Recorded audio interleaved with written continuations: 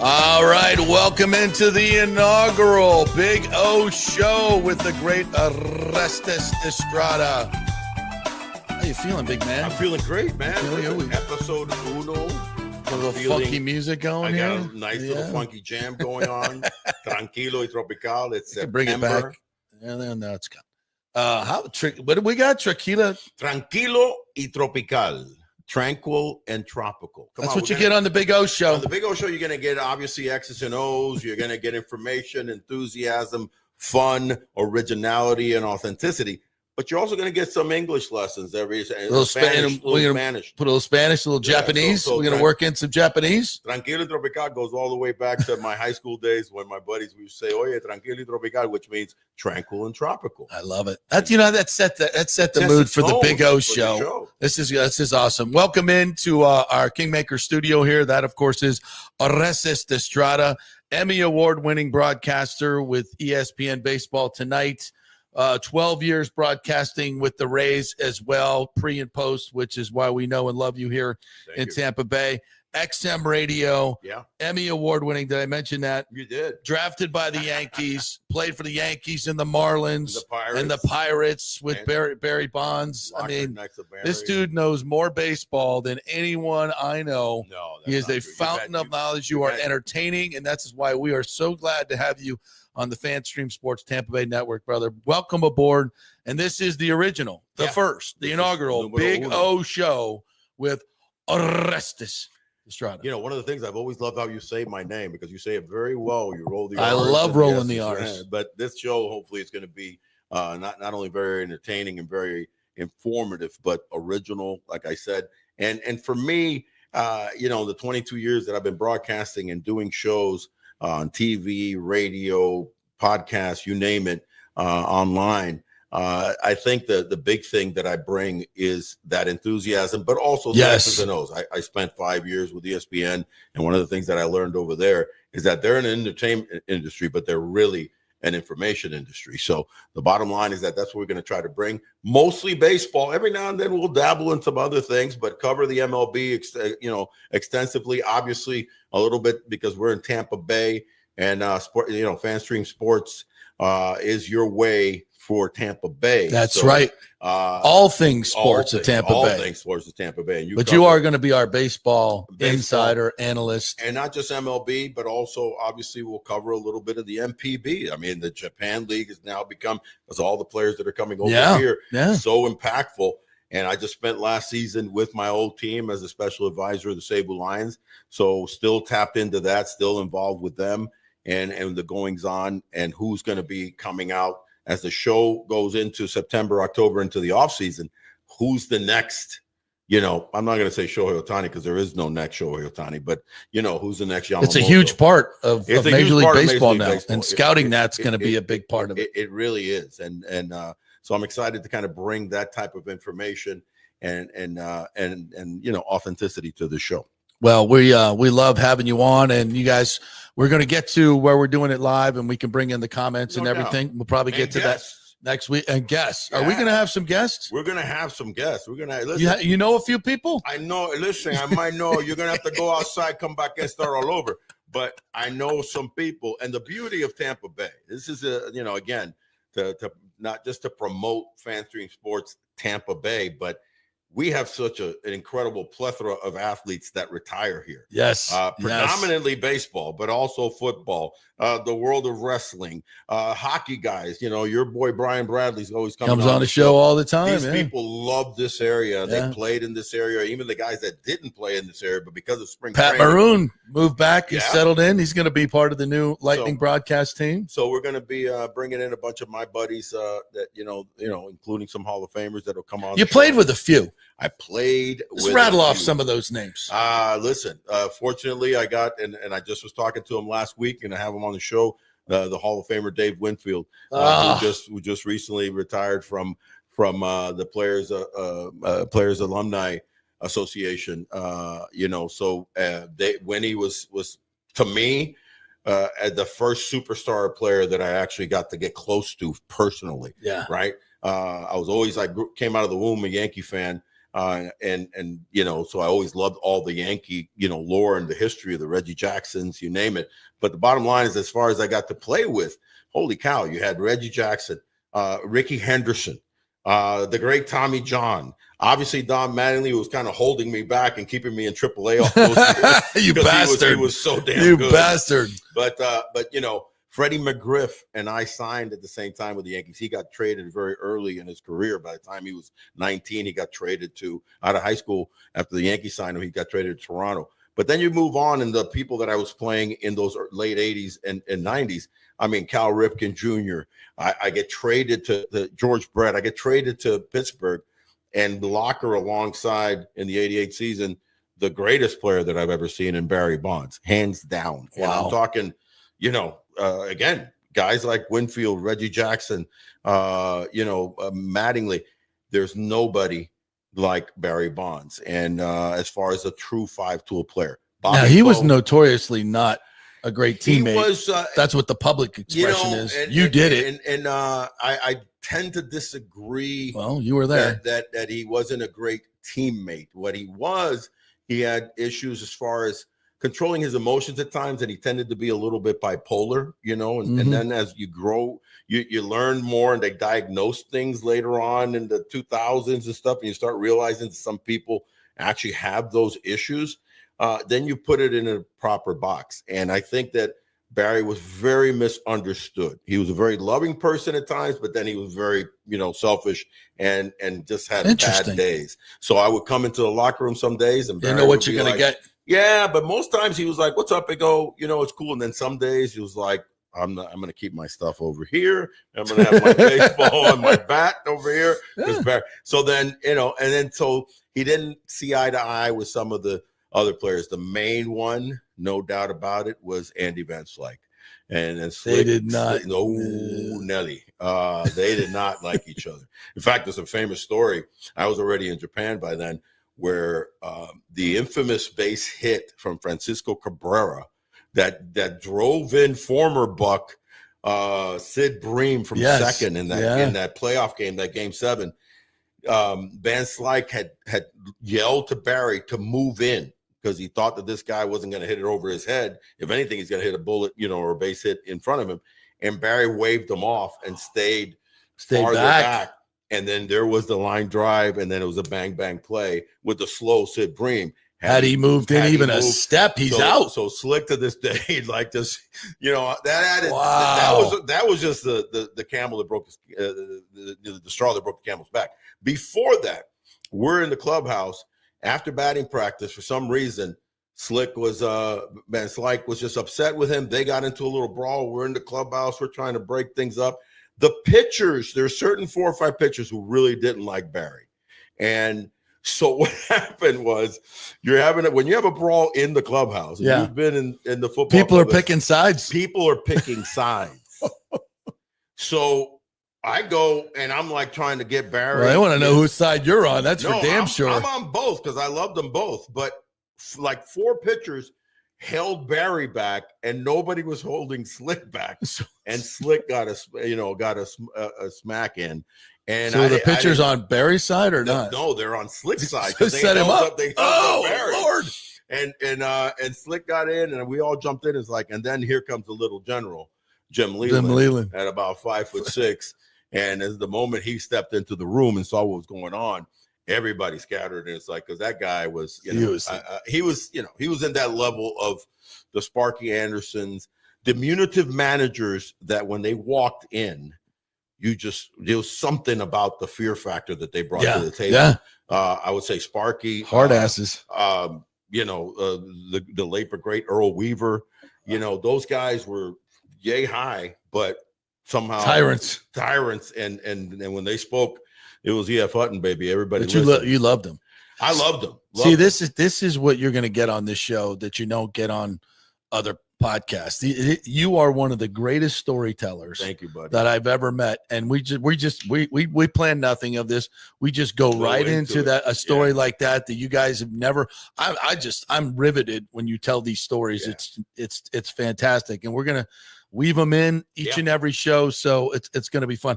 I want to take a quick moment here to recognize our great advertisers. You see it right there, Texas Roadhouse. Yeah. Wesley Chapel is our presenting sponsor.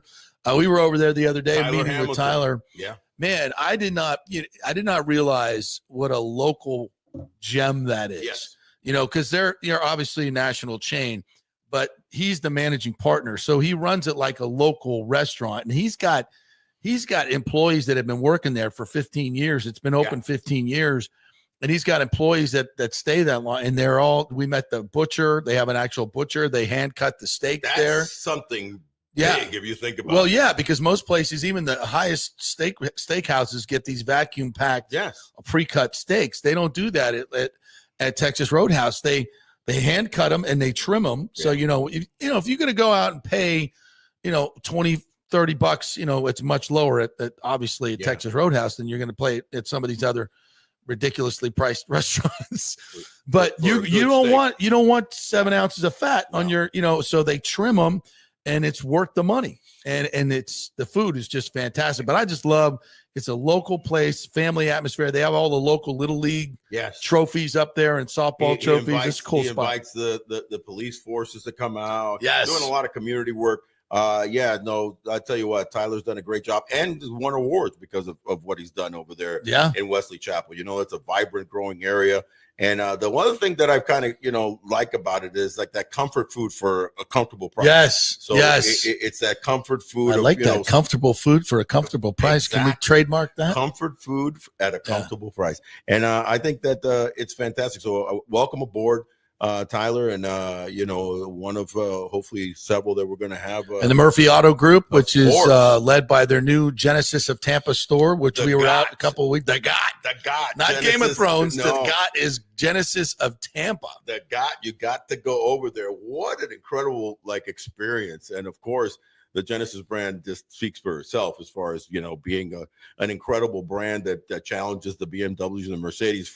I got to get that SUV. I got to get that. I know we did a show from there just recently, and then you couldn't even pay attention to the show. You were like, So anyway, the Bucks are going to be.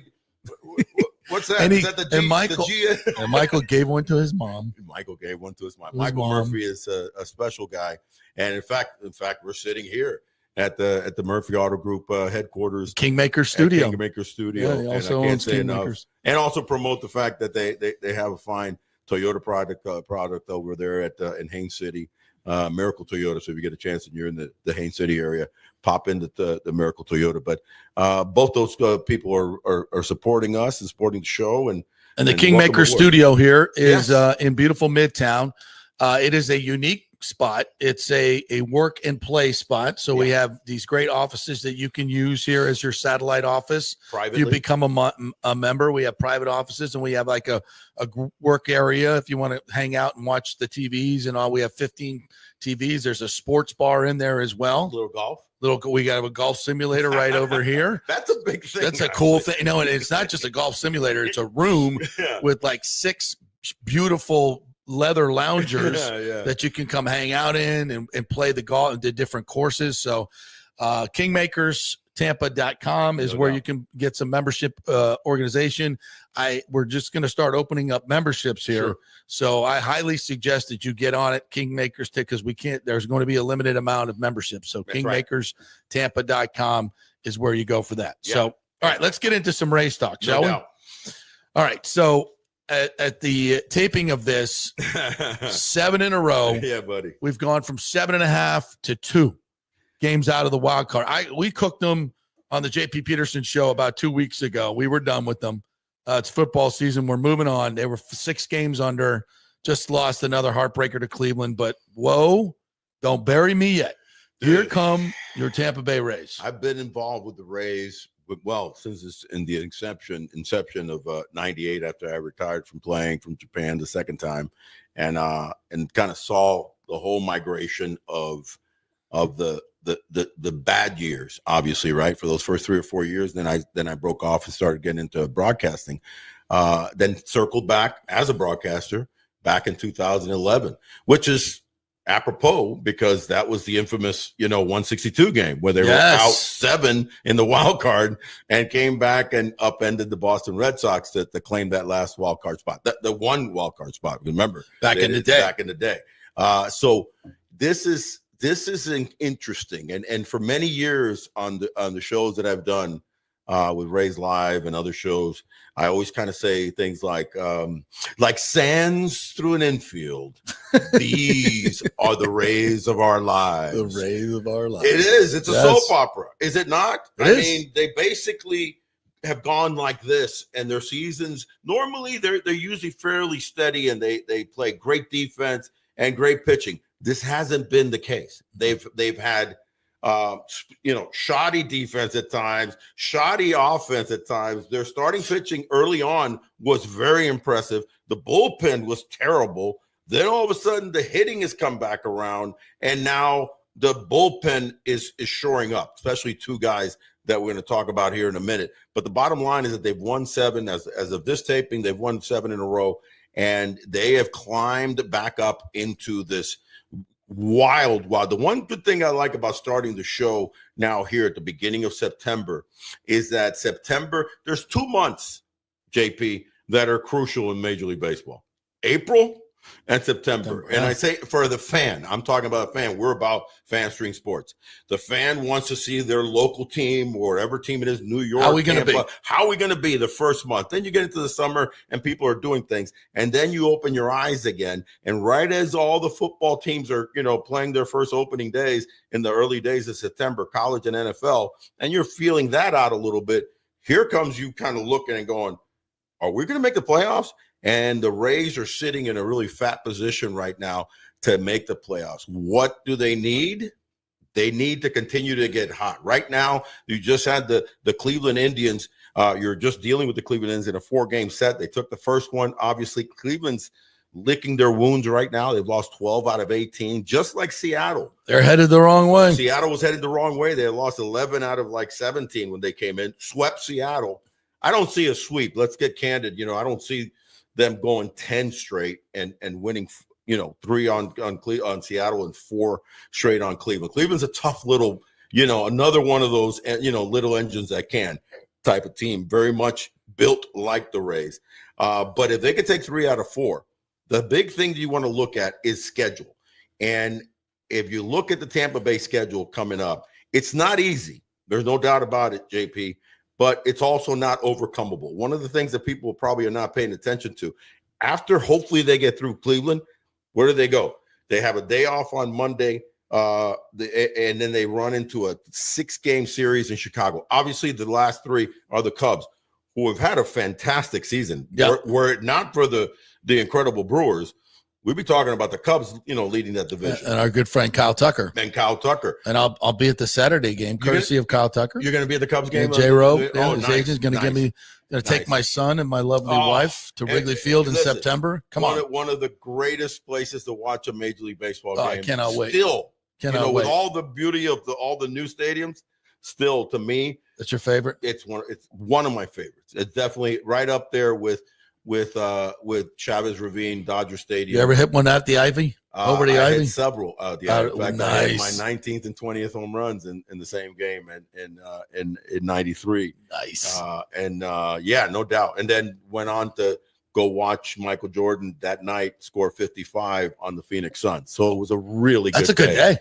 That's a good day. Holy shnikey. It's a really good day. Yeah, I hit my 19th and then, dude. So listen, they got the Cubs, the White Sox. But the key of that road trip is that they don't have to move hotels. People don't pay attention to that. Having been a former player, and the jumping and the thing and the packing, get in the bus, fly to the next city. No next city. It's you land in Chicago Monday night, and you've got nice 6 days to try to battle the White Sox, who are very beatable, obviously, and the Cubs that, are trying to make a last-ditch effort pull, but also hold on to their wild card position. So, and then after that, you have Toronto 7 more times in the following the last 2 weeks of the season. 4 at home in Toronto, and then they end the season with Toronto. In between there, you get the Boston, and you get Baltimore for 3-3. Toronto's interesting because it's a greatest season that they've had. the Rays spank Toronto all the time. Yeah. For like the last 10 years. Yeah. They have owned the Toronto Blue Jays, whether they were good or whether they were bad. Again, this year, they're 5-1 against Toronto. So this is an interesting little time for them. The way you look at it, I think their schedule is advantageous right now. I haven't looked at the schedules of the guy. So if you look at the teams that they're going up against a wild card, Kansas City's in front of them. Kansas City's in front of them. Kansas City is been a Mariners, of course, have the final spot right now, holding on to it to dear life, obviously, right? So so you've got Kansas City, who's tied with the Rays, and then the Rangers, and then you've got the Texas Rangers, a very interesting team, by the way, team that's had horrendous offense this year. They've held themselves in this race by pitching mostly alone. Some of the offense has been waking up a little bit as of late, but they're a veteran team. You know, a team that's not that far World removed, Series, not that far removed from a World Series win with the likes of Seager and Seaman and Garcia, and obviously on the mound they're formidable. So what can you say about Bruce Bochy? So this is a team that you got to watch out for. They have an interesting schedule coming up too, where they're going to be facing, the Mets. They got the Brewers. They got Houston. Wow. Houston twice. They don't ease up until the last week of the season where Houston's going to be huge. Dude, they're next, and they're so they're in the middle of Houston right now. You got Milwaukee, who's hot as hell. Mm-hmm. The Mets are clawing to make sure they don't lose their wild card spot. Right. Yeah. It's a different race in the National League. I mean, actually, probably one of the hottest teams in baseball, along with the Rays, is another one that's trying to scratch and claw, and that's the San Francisco Giants. Yeah. San Francisco Giants are 9-1 in the last 10 games. But they're 4 games out of the wild card race. Everybody's kind of just good. That's what I love about September, bro. September is like this beautiful race. Now that MLB has added the extra wild card positions, there's a lot of teams that still have hope. It reminds me of the NFL when you get late in the season when everybody could find a spot. Hockey is very reminiscent of that. Well, there's just so many more teams making the playoffs. And I think that's I think a wonderful thing. Hockey gets a little crazy because I think more than half of the team makes the playoffs. But I think 16 to 30. 16 to 30 is a lot. It's a lot. But having a chance that your local team, is still in the hunt that last month of the season, it wakes everybody up if you're still in the hunt. All right. So the Rays, the question is, they've made this great move. Yeah. Do they have that? Because by my guess, they're probably going to have to win 16 or 17 of their remaining 20. Yeah, it's not just win series. It's hot to get to 85, 86, 87 where you normally got to be. Yep. So, it's got to be winning 3 out of 4 games, basically playing almost 650, 700 ball on the way. That's a great point, by the way. It's not so much winning series. Yeah. Because some of the series might be 3-game series. You might have to sweep some series. It's winning 3 out of 4. It's the bottom line. You got 22 games and you need to win 75% of them. Right. So do the math. That's a lot. That's 16, 17 games. Yeah. And it's a heavy chore because you're not sitting in a situation that you're only having to jump one team. You're having to worry and watch the board on what Texas is doing, what KC is doing, what Seattle is doing. You've got Cleveland in front of you, so you can snake them away. The irony of what is coming up, and I think this is going to be really cool if it happens, the irony of what the Rays can do if they stay hot is that they could help either Boston or the Yankees win the American League East by beating Toronto so much. Yeah. So it's going to come down to one game either way. And I think the Rays are they 0-6 against the White Sox this year? Oh, that's the crazy thing. The ridiculous and we got 3 games with these terrible White Sox. That's going to change. You better sweep that series. In a different mindset. That was earlier in the middle of the season. You've got a hot Caminero, a hot, Yandy. The big 3 hitters are hot right now, and that's what you need. And they're playing good small ball. I mean, you saw what they did, in the first win against the Guardians, where they used Carson for a safety squeeze. They played good defense. Cleveland, who's notoriously incredible defensive team, made a couple of egregious errors. Yeah. And Ryan Pepio, threw too many pitches. A lot of people might be wondering why he came out, in the 5th inning. But he had 90 pitches, so they were fouling off. And they're already limiting his innings. They're limiting his innings, and he's fastball heavy in that game. Deservedly so, but they were fouling off a lot of pitches, so long counts. So he breaks a record. He's the first player to go 3 games with 5 or more innings of either 0 or 1 hit baseball in the history of baseball. It's crazy. That's nuts. Yeah. And that's just lights out. And here's my thing about the Rays. Do they have enough consistent pitching to stay hot for this month? In starting pitching? Do they have enough consistent bullpen pitching, which has been up and down this year? Yes, it has. To stay hot. Do they have a consistent offense to stay hot? Because we haven't seen the offense stay hot. It's been to your point earlier, it's been a roller coaster ride all year long. It has. So if I'm asking them to now dig in and play 700 baseball on the way in, we haven't seen that consistency. Yeah, but one of the things that they have done notoriously for the last decade is finish strong. Is consistently finish strong. Yeah. So if you want to talk about consistency, they've been well. When they get close. They've been well led by 2 managers in the last 10 plus years, by the name of Joe Madden, Kevin Cash, that have a way of their players, feeding off their manager. Joe did it differently with his own mantras and quirkiness, but Cash has a really good connection with his players. Like, they really trust him. And I think the day-to-day, and having been through that grind of major league seasons and playing, 153 games out of 162 one year, and knowing what it takes to just kind of claw through the marathon of a baseball season, it's those Jim Lelands and those Tony La Russas that really, push you over the edge. So can they do it? I think they can. They have 3 key hitters that are peaking right now. Obviously, what Caminero just did with his 40th home run, 100th. Now he's got 102 RBIs.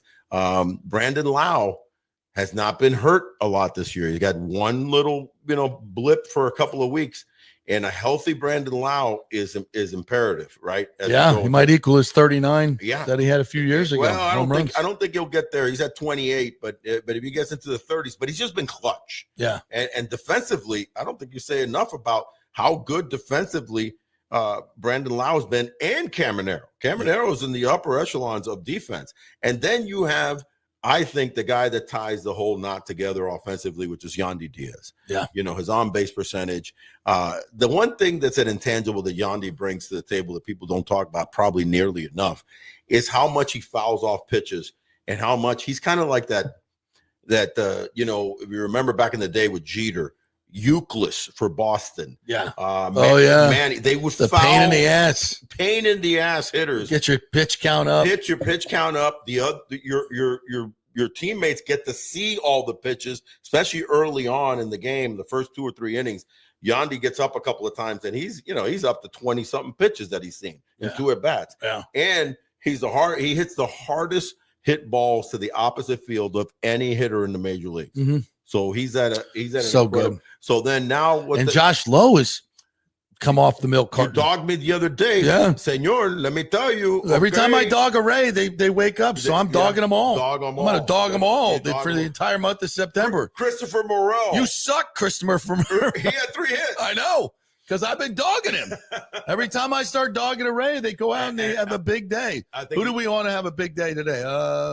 Let's go Caminero. That's an easy choice. Yeah. You know what?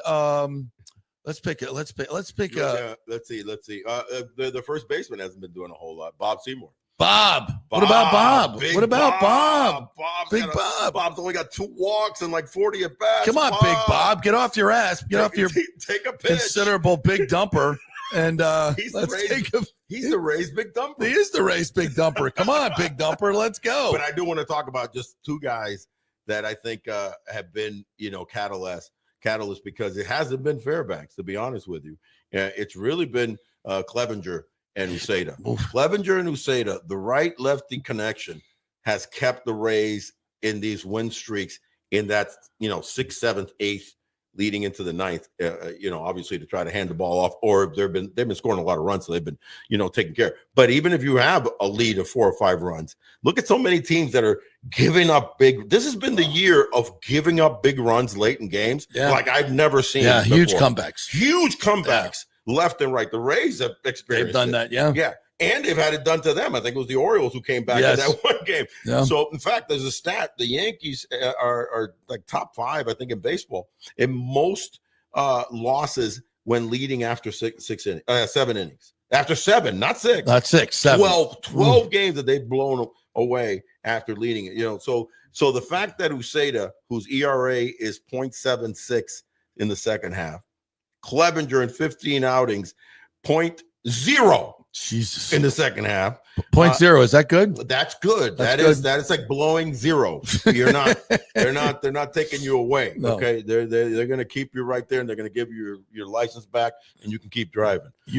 You can do well with at zeros can be good. Were they at 0 after the game over there at Florida State? No. Well, we were at 0.2200. There were a lot of zeros after. But after that win at Doe Campbell, there was a breathalyzer as the students were leaving. That was probably not a good thing. Thank God I didn't have to have a breathalyzer to walk out of that stadium. Absolutely, or walk home, as it were. No, that was a big win. Go Noles. Go Noles. Holy cow. By the way, and we'll talk about the great Cal Raleigh later on, FSU's finest. The little tease there for our we end the show with the by the way segment. Yes, sir. Oh, by the way, Cal Raleigh, your Florida State fans will be in the by the way segment. Which we call a tease in the bit. You're good. Yeah, that's what we do. You're good. And we'll take a quick moment to say thank you to Texas Roadhouse, Wesley Chapel, Murphy Auto Group, and Kingmakers on our GOT Genesis of Tampa, our sponsors, and we love them. Thanks so much for sponsoring the Big O. Thank you, baby. Show. So to my point, with Clevenger and Uceda, right? What are we doing? Is Fairbanks going to lose his spot at the end? Talk about you dogging Morrell. I'll start dogging my boy Fairbanks. And then he'll start because it hasn't been a specific suck. It's been an all-encompassing suck. To quote the great Pete Fairbanks, it's all-encompassing. The greatest line of all time. Yeah. I would have wished to have known what he said after that second homer. He kind of put his glove up. He was saying something, but he says such unique things in his mind. That's a crazy mind. I would have liked to have lip read. He's probably said that this was an all-encompassing suck. Inning. Something like, he probably said like, I really suck with the back-to-back homers that he gave up. No, listen, the history of the Rays notoriously has been, Sans, Roberto Hernandez, the greatest closer we've ever had. The greatest closer we've had. A shout out to my boy Robertico, who still lives, again, another guy that still lives in the area, and probably we'll pop him on the show. Sans Fernando Rodney at a moment, for that one season that was the guy you handed the ball to. Yeah. Other than that, it's always been kind of by committee. Who's the hottest guy closing? We've gone Kirby, we've gone we've gone so many ways. The last few years, no doubt, it has been Fairbanks, and I still believe wholeheartedly in Fairbanks. But when you have two hot righty lefty combinations, I think you get in a situation and a mindset, and Cash has to, and Kyle Snyder obviously is in his ear as the great pitching coach that he is, that you get a nasty lefty. Yesterday that was the situation. You had back-to-back lefties that went deep on him. That's when you maybe consider Clevenger come in if he hasn't been used already earlier in the game. As you get down deep, maybe save him. Maybe saving Clevenger. Save him because you see that there's going to be a notorious lefty that's going to come up. You're playing, Houston, for example. I think they still got another game with Houston. I can't remember now. But regardless, a big Jordan Alvarez type of guy. Yeah. Maybe you go to Kyle Tucker in Chicago. Kyle Tucker in Chicago. You know what I mean? But I might be rooting for Kyle. Hopefully we're up by like 5 or 6 runs and we can get him a. Cubs are going to be in the playoffs. They're just not going to catch, the super hot, Brewers. But we'll get to that in a minute. Sorry to get you off track. Not like they're not. So you feel like the bullpen is good enough to make this run? I think the bullpen is good enough because I still believe in Pete Fairbanks. So if I still believe in Pete Fairbanks, when you're trying to shorten games like this and you're getting into like every game and every series now is a playoff series, right? That's the way they're looking at it. Right. So if you're a playoff series, what you're looking at is how you manipulate the best arms that you need in that 6th, 7th, 8th, and 9th, right? No doubt, the Rays notoriously don't have guys that are going 5 2/3, going into the 7th inning. So you pretty much have to start covering stuff in the 6th inning. So you need an out or two in the 6th, and then 7, 8, 9. Those are my 3 guns right now without blowing them out. So like an off day, this weekend is going to be interesting because of the fact that you don't want to blow them out, those 3 top guys. And then you go into, the off day. Off days now become integral. They're going to have a couple before the end of the season, right? In those 22 to games. Reset pitching. So if you can have some length right now from the likes of, I'll tell you what, 2 guys that are no names in the big story of the season in Hauser and Seymour come into play right now. They've been nice. Yeah. So if they can extend, today, as we tape this, it's going to be Jax as the opener, and then you've got Seymour coming in that Ryan Yarbrough kind of spot. You need to see 5 innings from him, maybe if possible.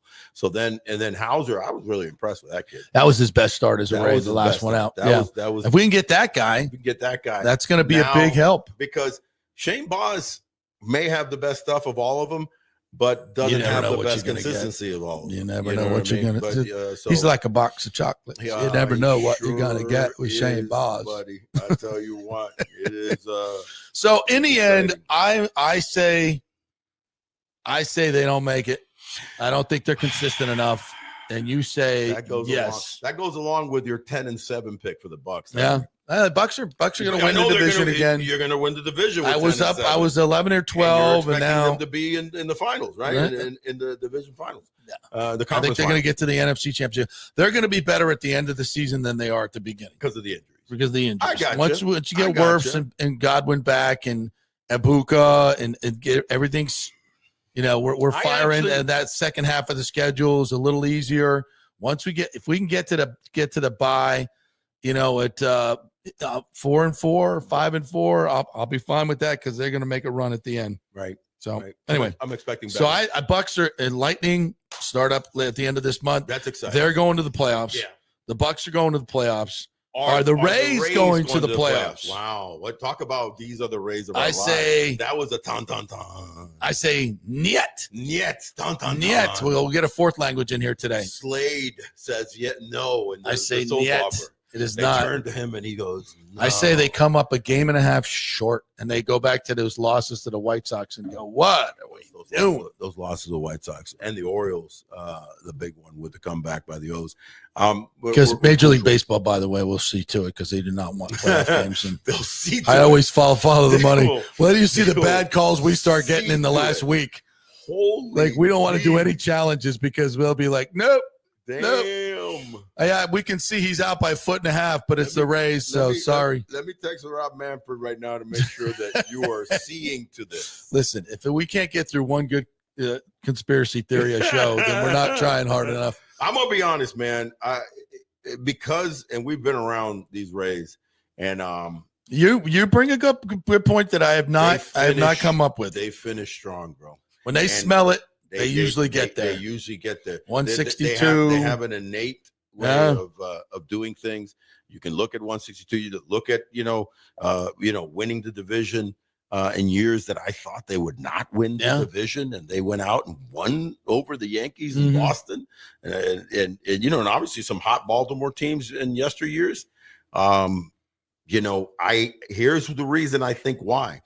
They're gonna rebound. They're gonna continue to have a good weekend. Cleveland is scuffling right now. They are. Cleveland is offensively scuffling.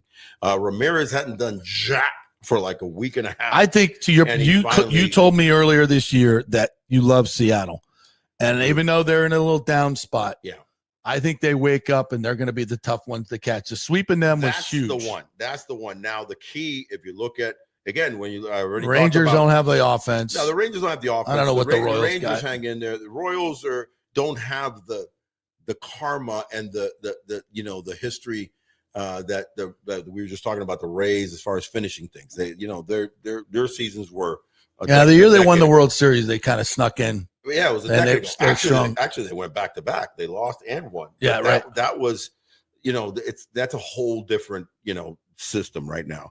So I think it comes down to the Mariners and the Mariners Rays. and the Rays. You think? 100%. So, and I think that Seattle, looking at what they got in front of them, what does their schedule look like? I'm gonna be honest with you. I think they played scared ball. Yeah. Against the Rays. They got tight. They got a little tight. They look really tight. And you're seeing that with Cleveland. So what they've got right now, they got to finish. They're starting a series against the Atlanta Braves. That by the way, the Braves could be spoilers. This is not an easy team to roll over. No. And Chris Sale is pitching tonight. So watch out. So listen, they need to get hot. They play a St. Louis team that's always difficult to beat. St. Louis is not in the mix, but tough. You got the Angels. They got St. Louis at home, 4 with the Angels. See some non-playoff teams here. Non-playoff teams. Their schedule is pretty easy. They do, and then they got KC, who could be out of it by then or if sputtering. Houston, so it's a face-off with a strong Houston team, and then they end up with Colorado.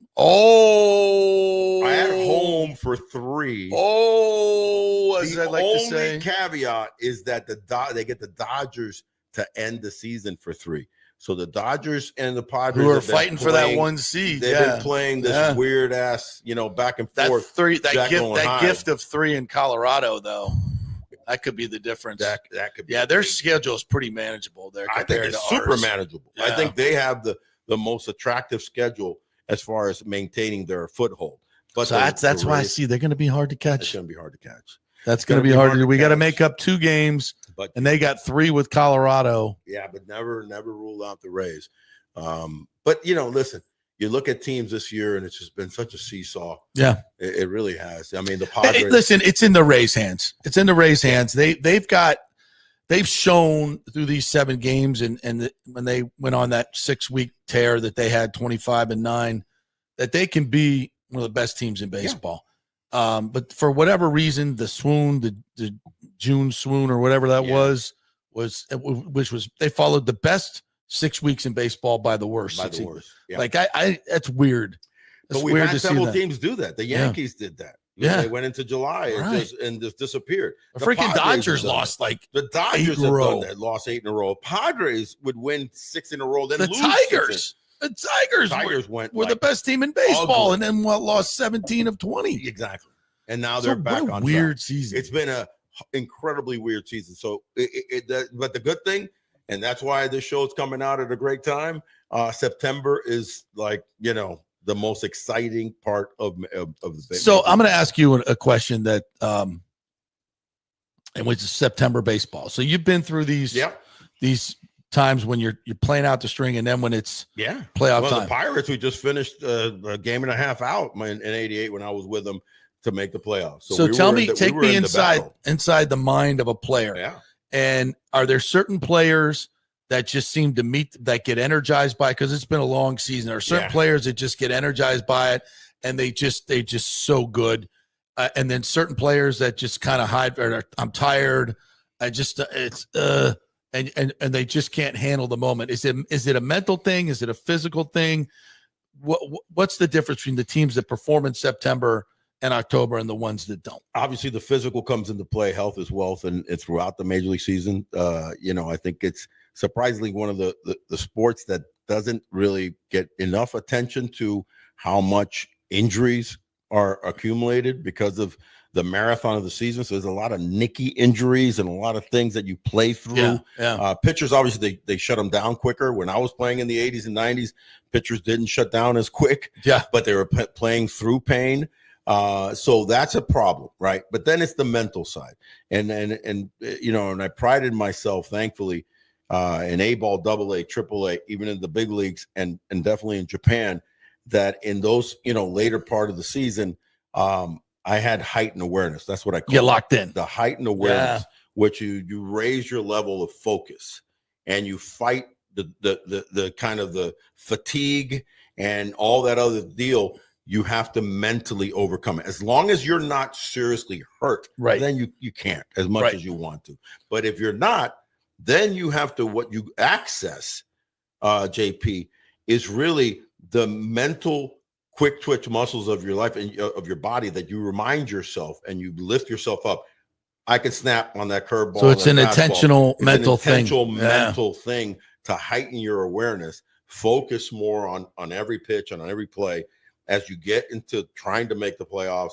And I was fortunate enough to play in back-to-back playoffs and Japan Series title team that, you know, I would just kind of hone in better. And that's something that you have to work on. It really is. And that's does the manager play a role in that? I think the manager does play a role. The way the manager, I think, and the managers that I have, is how much they individually kind of go to the guys, players and kind of like. Is Cash one of those guys? I think he is. Yeah. And he's got a great coaching staff. So you got to have that coaching staff that also kind of massages the situation, knowing very well you can't manage, especially these days in any sport, you know, with blinders on, that you're going to manage the same way to every player. Yeah. Because it's just too many personalities now. All right. You know what I mean? So you got the Rays in. I got the Rays. I have them coming up a little bit short. I got the Rays fighting, and here's what I'm going to say.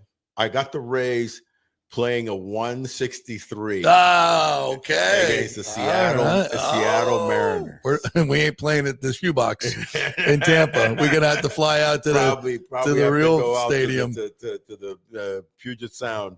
I will say this though. How exciting would that be? It'd be glorious. Cal Raleigh and the year he's had. Glorious. It'd be glorious to have that game at Steinbrenner. Yeah. I don't even know how they decide that. Is it by the season series maybe? I think it's the season series. Then we would own that. I think. I don't remember how we did the first few games over there. Yeah.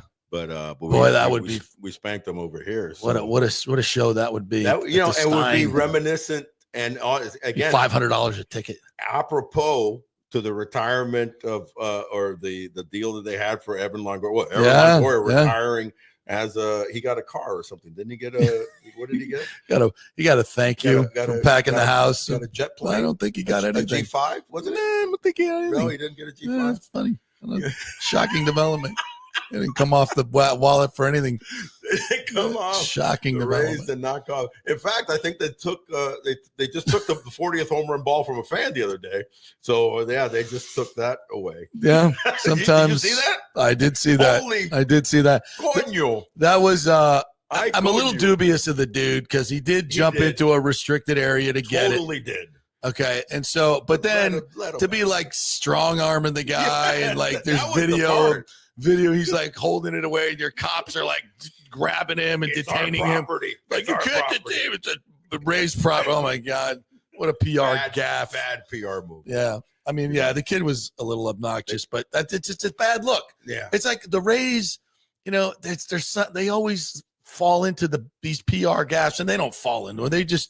A lot of these are very self-inflicted wounds.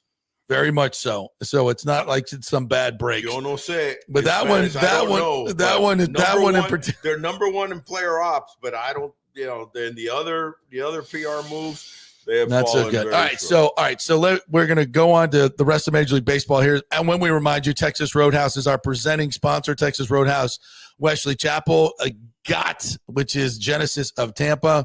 Go get you a nice SUV, that GV80. Oh, by the way, it is nice. Nicely priced compared to the prices are ridiculous. To see what you get for value of the Genesis line is, I mean, I've driven, as you have, the Mercedes, the BMWs, Lexus. I've driven them all, and the Genesis that I had was by far my favorite car. It was by far my favorite car, especially for the value. Also, I will say, just to add, the experience at this new dealership, it's like none other. It really is. So if you need, first of all, they give you 4 years maintenance. Yeah. On the lease in the car, and then if you have service, they come to you. They come to you. They pick you. Well, they pick up your car. They pick up your car and they take it back. They wash it and do all the service, and then they bring it back to you. Yeah. You never have to leave the house. You just call them, come get it. It's all good. Yeah, or they give you a loaner car as well. Give you a loaner car. They bring you a loaner car. Yeah, and then they give you a trade offer too if you want to. But Mike Murphy over there, one of the things that he wanted to do is to not only honor this great car. Dealership, not the dealership, but I mean car brand that is the Genesis brand, but honor the fact that the history of where it comes from. You know what I mean? Oh, that's right. Korea. So he's kind of involved some of the Korean kind of ideology and the spirituality. They have a Zen garden. They have a Zen garden. They have when they opened it up, they did the holy water thing, whatever. They offer you some, I thought Korean that was cool. Food. Yeah, that Korean beer, by the way, was outstanding. Phenomenal. Some of the best beer. Ashley was into the sake. Yeah, she got a little sake crazy. I'm not a big sake guy, but I am big on the Korean beer and the Japanese beer support. Ooh. But I tell you what, they do it. It's a different experience for car buying for that level of an exquisite kind of car. They make a great car. So Genesis of Tampa, thanks to you, the Murphy Auto Group, and Kingmakers as well. All right, so let's look at the rest of Major League Baseball here. I just saw an interesting stat. The Dodgers, since August 1st, 4-12 right against teams over 500. 4-12. Wow. 11-4 teams over 500. Oh, so they're playing down to their yeah. I mean, no, they're beating the teams they should, but when they play the good teams, like they're 4-12 against teams over 500, sub 5, 4-12 against because over 500. But here's the deek: they just sub 500. They just swept. I probably said that wrong. They just swept the Padres recently. To embarrass the Padres. And then, no, excuse me, the other way around. The Padres ended up taking the Dodgers. So when they get into the playoffs against the good teams, they're not going to be as dominant as we thought they were because they can't beat the good teams. Here's the problem, man, and this is, and I'm not trying to make an excuse for the Los Angeles Dodgers. They have, every impactful player known to man. That's a $400 million payroll for guys. But they have been. This has been an injury-riddled season. So I say health is wealth. This has been a season just played. I feel so sorry for them. You do not. Like crocodile tears. You do not. I do not. Feel sorry, Andrew Friedman. They're doing fine. They're healthy, and they'll be dangerous in the playoffs. Yeah, you think they'll be dangerous? Por favor. No. Yeah, they'll be dangerous. Are you kidding me? I'm not picking them to win the World Series. No, by far. But they'll be dangerous in the playoffs, and they'll upset somebody. I'm not confident the San Diego Padres talk about inconsistency. Mm-hmm. This is a team that's performed for numerous years now. The team to watch out for really, really, and who has not hit most of the season, but I think is a team that is going to be the most well-rounded team in the National League. It's not the Milwaukee Brewers. It's the Philadelphia Phillies. Even though they've had off seasons for some of their big boys like Castellanos, Kepler, Marsh, this is still a dangerous team with mega stars, including Schwarbs. Schwarbs is just killing. Schwarbs is just talk about height and awareness. This is a guy that really can focus at the right time. He's done it in regular season key games, in the All-Star game, in the postseason, in the world, so this is a height and awareness guy, along with Harper, who also is. JT Realmuto, I think, is one of the, he's probably underrated as how great a catcher hitter he is. So this is a team that you got to watch out for, but don't rule out the Dodgers. They're too talented. So the Mets are in there at 75 and 65. So they're 6 games back of the Phillies. Yeah. The Brewers are running away with the Central. They're 5.5 up on the Cubs. Correct. And then the Dodgers are just ahead of. Let me get to these wild card standings here. So in the National League, we got Chicago 5 up in the wild card for the first wild card. Yeah. San Diego 1 up on the Mets, and then you got San Francisco 4, Cincinnati 5. Those teams are out. 4 and 5 out at this point. Come on. San Francisco's won like 9 out of 10. 4 in a row. They're playing great baseball right now. They're kind of honestly, if you really think of San Francisco is very, very, eerily similar to the Rays makeup of the way they run their baseball ops. Mm-hmm. So they're another team that has the pedigree and the history of finishing strong. And so I don't think they'll make it. In fact, I know they won't. But watch out for these guys because they're playing hungry baseball right now, and that makes September exciting because they're 4 out and they got to keep winning at a same as the Rays. They got to win at a 70, 80, percent pace. So that's all that's going to happen. But the bottom line is that you're looking at probably the wild card is going to be Chicago, San Diego, the Mets. So who you got coming out of the National League? You got the Phillies. I got the Phillies. I got the Phillies coming out of the National League overall. And even this is with a massive loss to a key righty in Wheeler. But I still think that they have enough starters. I think their veteran hitters will wake up once you get the postseason enough.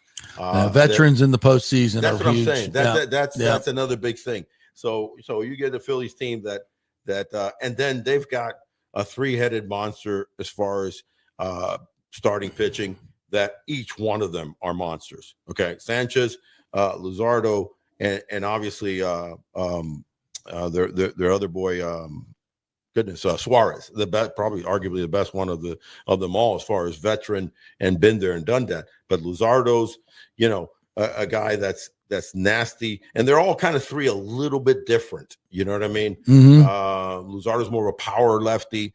Suarez obviously is that kind of finesse guy, and Sanchez is a little tweener between both of them.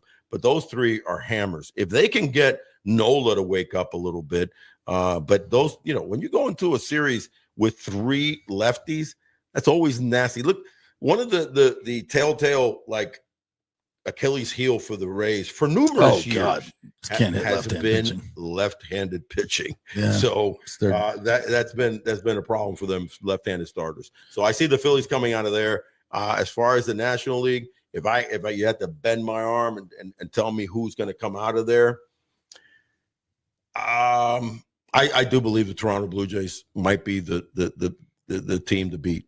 I really do. I think they're like so Blue well Jays, put together. Phillies. Yeah, I think that could be a possibility. Okay, Blue Jays, Phillies, with the Tigers and out there in the outskirts, but I think the Blue Jays have a bit of everything, bro. And you know what they don't have? What? A winning culture. That's what they don't have. They've never done anything, but it's about time they do something. 92, but it's been a long time. Right. And this team that they have, this core that they have right now with Bichette and Junior and that whole group, they're so talented. Extremely. They're so talented. We've been waiting for 3-4 years. Probably their best player, their MVP this year, is neither of those two guys. Yeah, right. It's Springer. Yeah. George Springer's having a monster year. He should be at least get a handful of votes for MVP. I just can't root for the Jays. Canada in general. What? Canada's on the crap list. The Pierre Trudeau is not happy. Let your people go. Not happy. Let them be free with Fidel Castro's illegitimate son. Is that what's going on there? Well, let's talk about that. You would know more. I've seen the pictures. I know that there's definitely a resemblance, and we all know about Fidel's infidelity. Yeah. That's why they call it infidelity. You can't spell infidelity without Fidel. This show went off the rails. I saw those pictures about the way the old Miss Trudeau looked at Fidel and back in the day. Yes, she loved the bearded wonder. Papa. Okay. Anyway, look up your favorite conspiracy theory for that, folks. That's a good one. For all entertaining purposes, please don't freak out on us. No. All right, so let's go to the big finish. Oh, by the way, we like to call it. Get it?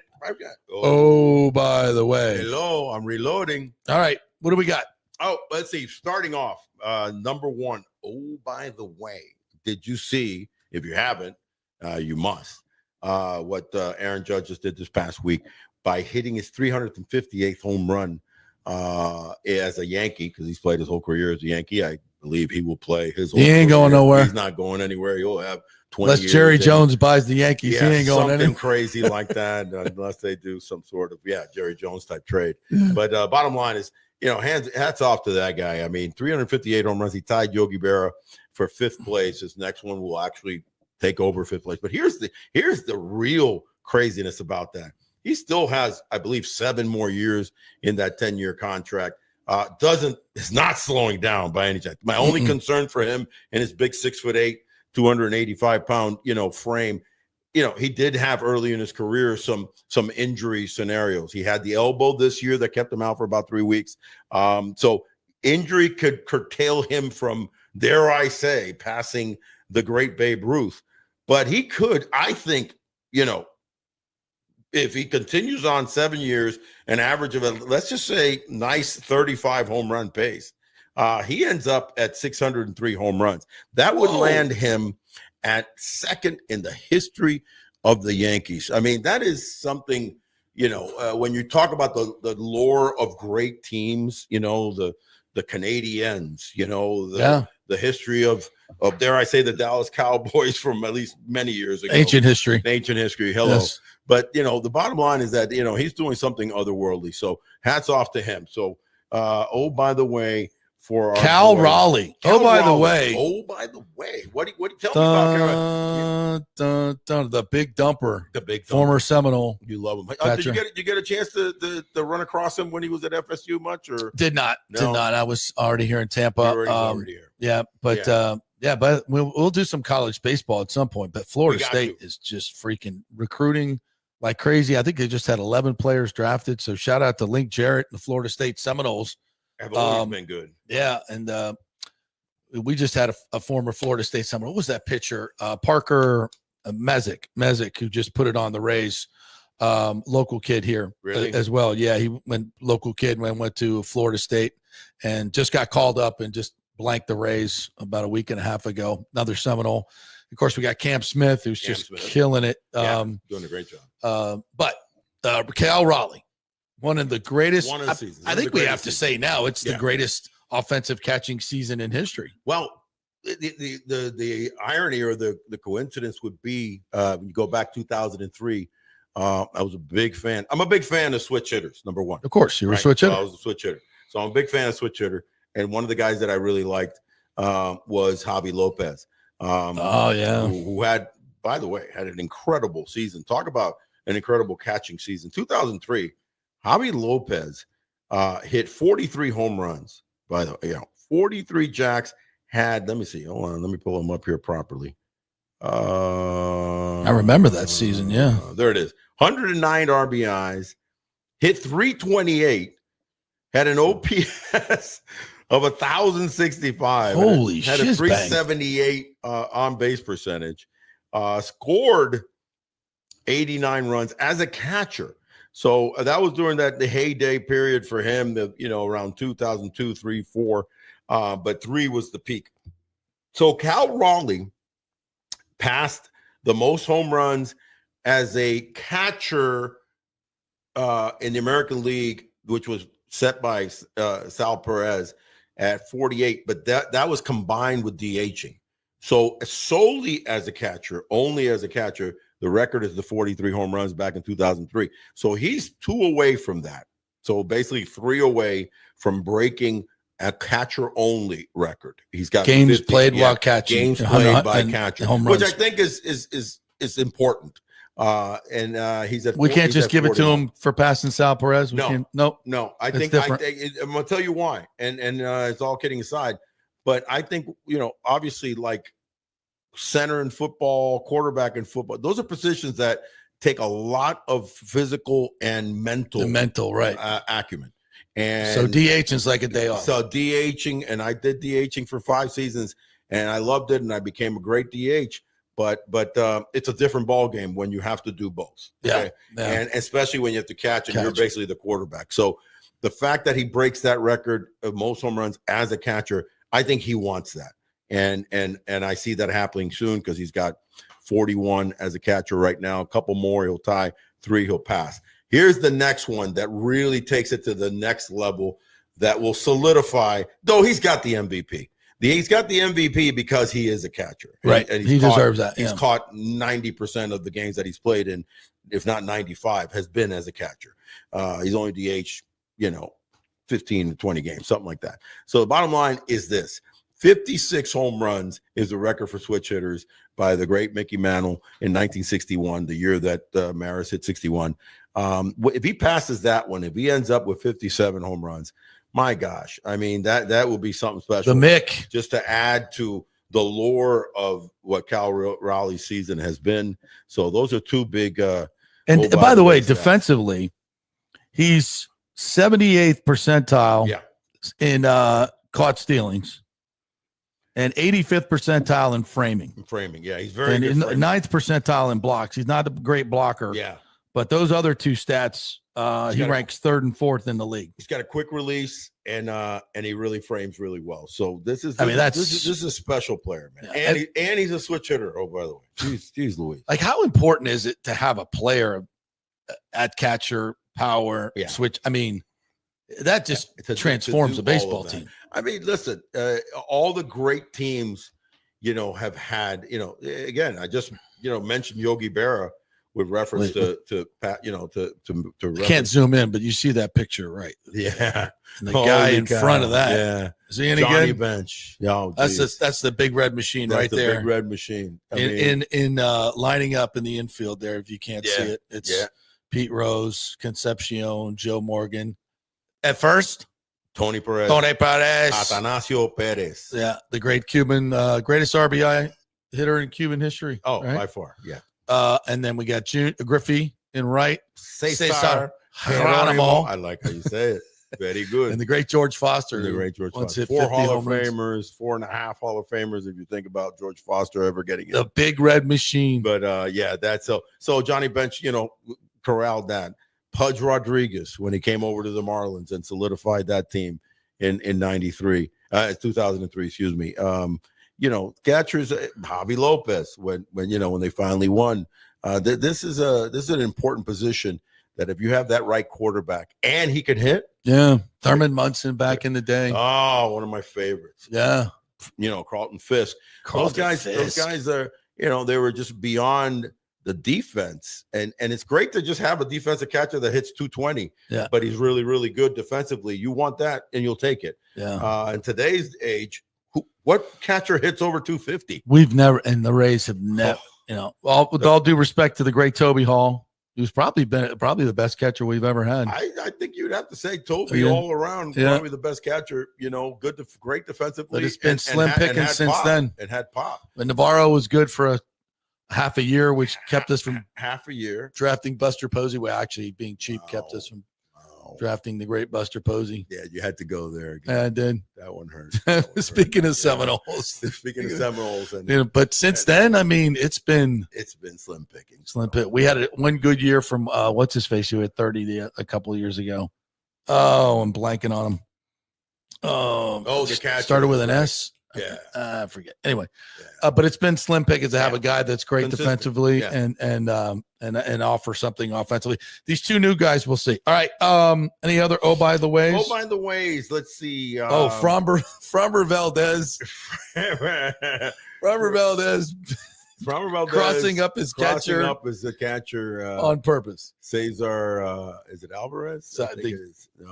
No, it's Cesar. I can't remember. So anyway, but anyway, that was. You missed this. That was bogus, man.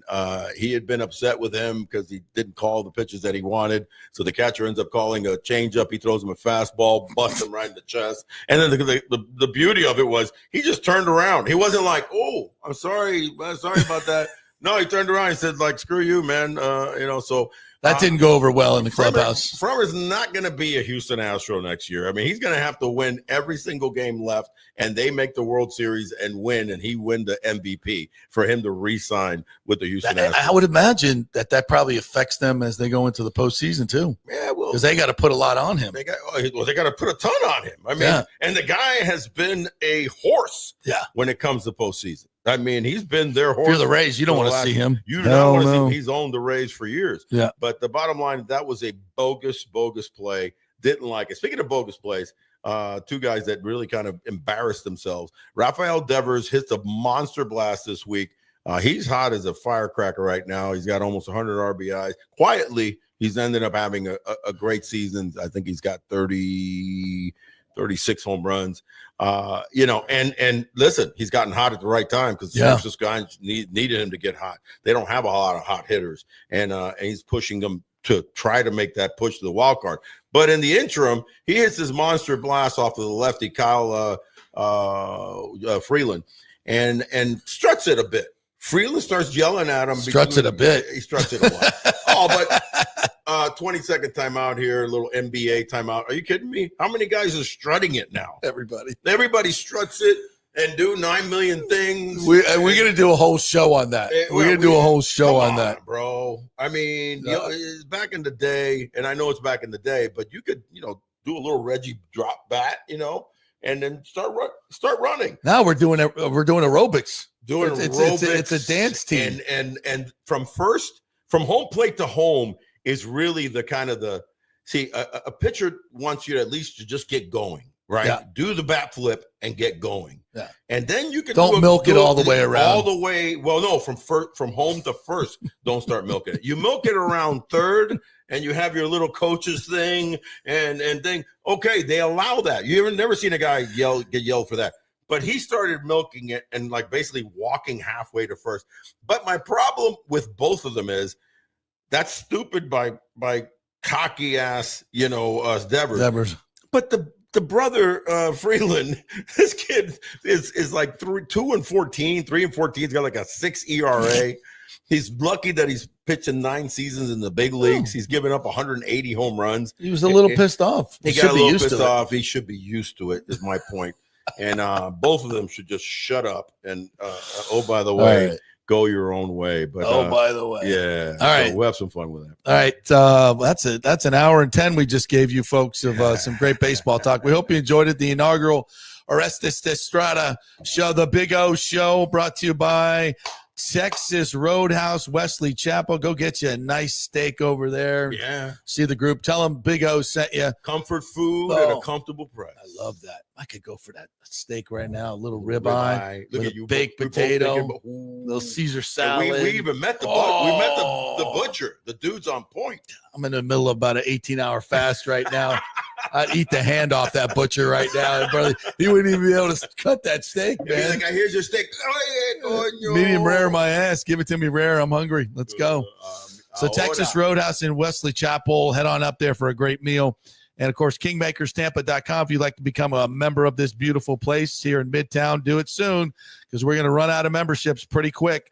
And the Murphy Auto Group, headlined by GOT, Genesis of Tampa. Head on over there as well. Be more careful. All right, so do your whatever your sign-off is going to be. Have we come up with one yet? I'll give you the bumper music. Oh, my sign-off. Holy cow. Enjoy all the games. Stay tranquil and tropical. Oh, I like that.